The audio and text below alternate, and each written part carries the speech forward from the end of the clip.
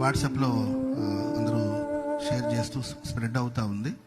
గూడాల పండుగ గురించి, నా గురించి, మినిస్ట్రీస్ గురించి ఎవరో కొంతమంది వ్యతిరేకంగా ఒక పాంప్లెంట్ ఒకటి పెట్టి దాన్ని వాళ్ళది ఎవరు చేశారో తెలీదు. నేను మీకు చెప్పాలనుకునేది ఏంటంటే, దేనికి మీరు స్పందించాల్సిన అవసరం లేదు, కంగారు పడాల్సిన అవసరం లేదు. అది ఎవరు చేశారో మనకు తెలియదు. దీనికైనా మంచిదని చెప్పి పోలీస్ స్టేషన్లో కంప్లైంట్ కూడా ఇవ్వడం జరిగింది. మరి పోలీసు వాళ్ళు అది ఎవరు చేస్తున్నారో దాన్ని కనుక్కొని తెలియచేస్తారు. ఈ లోపల మీరు ఎవరు కంగారు పడిపోయి ఏమవుతుందో అని ఆలోచించాల్సిన అవసరం లేదు.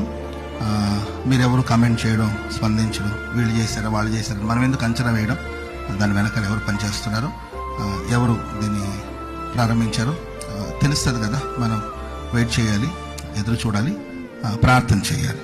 Praise the Lord. ఒక గొప్ప కార్యం జరుగుతుందంటే దానికి వ్యతిరేకంగా నేను ఎప్పుడు రెగ్యులర్గా చెప్తుంటాను, మన గుడి కడితే సాతాను గుడి చేస్తాడని చెప్తుంటాను. సో సాతాను కూడా ఆయన పని ఆయన చేస్తూ ఉంటాడు. మన దేవుని బిడ్డలు మన పని ఏంటి? ప్రార్థన చేయాలి.